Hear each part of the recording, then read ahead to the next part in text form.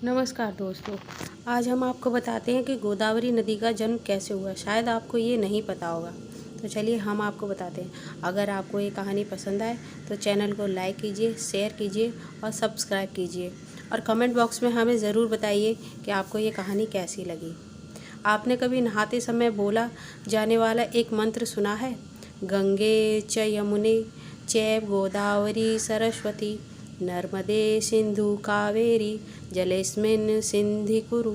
इस श्लोक का अर्थ है, हे गंगा, यमुना, गोदावरी, सरस्वती, नर्मदा, सिंधु, कावेरी नदियाँ, मेरे स्नान के इस जल में आप सभी पधारिए और मुझे पवित्र कीजिए।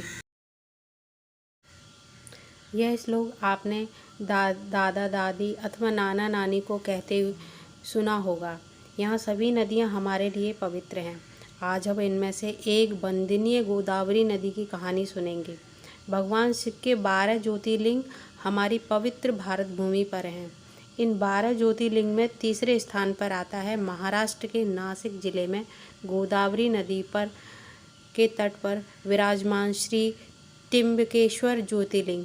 यह ज्योतिर्लिंग ब्रह्म नदी पर्वत के निकट स्थित है और ब्रह्मगिरी पर्वत से ही गोदावरी नदी का उद्गम होता है। भगवान शिव के 3 नेत्र होने के कारण उन्हें त्र्यंबकेश्वर कहा जाता है। यह उस समय की बात है जब महर्षि गौतम पर गौ हत्या का झूठा आरोप लगा था। इस आरोप के कारण महर्षि गौतम ने दूर एक वन में जाकर भगवान शिव की आराधना करनी आरंभ की।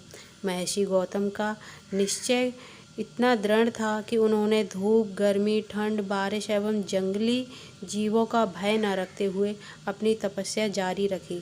उन्होंने बड़ा कठोर तप किया। उनकी भक्ति और कठोर तपस्या के कारण वन का वह भाग जिसे उन्होंने अपनी तपोभूमि बनाया था, वह दिव्य तेज उत्पन्न हो गया।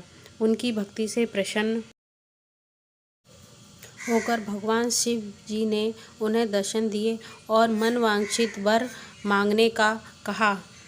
तब उन्होंने भगवान भोलेनाथ से कहा, प्रभु, यदि मेरी भक्ति सच्ची है तो कृपा करके यहाँ देवी गंगा को नदी के रूप में भेजें, जिससे मुझ पर लगा गौ हत्या का आरोप झूठा साबित हो जाएगा।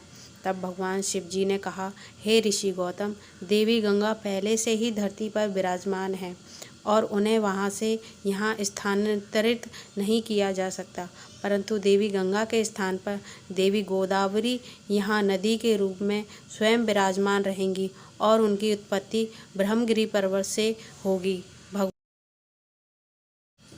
शिव जी के इतना बोलते ही ब्रह्मगिरी पर्वत से जल की अविरल धारा बहने लगी। वहाँ देवी गोदावरी नहीं नदी प्रकट होकर उनके शीतल और पवित्र जल से नदी का रूप ले लिया। परंतु महर्षि गौतम तो वहाँ गंगा को लाना चाहते थे।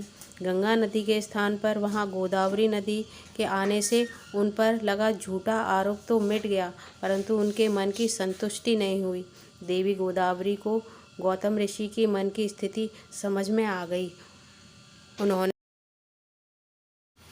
भगवान शिव से प्रार्थना की, हे शिव जी, आप यहाँ ज्योतिर्लिंग के रूप में विराजमान हो जाएं। भगवान शिव ने देवी गोदावरी की यह बात सहज स्वीकार कर ली और कहा कि आज से यह ज्योतिर्लिंग त्र्यंबकेश्वर के नाम से जाना जाएगा। जो भी मनुष्य सच्चे मन और उचित भावना से गोदावरी नदी में स्नान करने के बाद इस ज्योतिर्लिंग के दर्शन करेगा, उसकी सभी इच्छाएं पूरी हो जाएंगी। इसलिए गोदावरी नदी माँ गंगा के समान पवित्र है। ऋषि गौतम से संबंध जुड़ जाने के कारण गोदावरी नदी को गौतमी के नाम से भी जाना जाता है। इस नदी में स्नान करने से सारे पाप धुल जाते हैं, इसलिए इसको वृद्ध गंगा और प्राचीन गंगा के नाम से भी जाना जाता है। गोदावरी नदी भारत के 4 राज्य महाराष्ट्र, तेलंगाना, छत्तीसगढ़ और आंध्र प्रदेश में बहती है।